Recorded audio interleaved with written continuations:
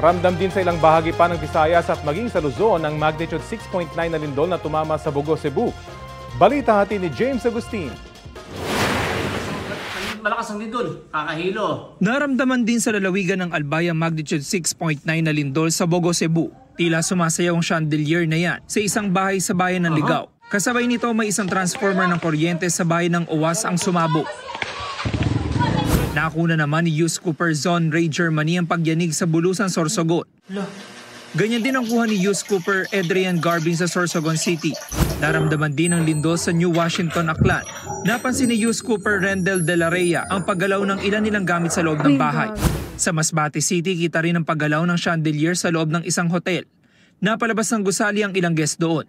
Nagsilabasan din mula sa pinagtatrabahuhan nilang gusali ang mga empleyado ng isang BPO company sa distrito ng Mandurriao sa Iloilo City. Nakakita pa raw ng mga bitak sa kisame at sahig ng gusali ang ilan sa kanila. Nanatili rin muna sa kalsada ang ilang residente sa Haro District kasunod ng lindol.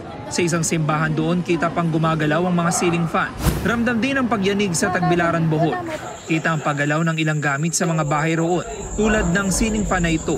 Napalabas naman ang mga empleyado sa gusaling yan. Nawalan din ng kuryente sa ilang bahagi ng lungsod kagabi.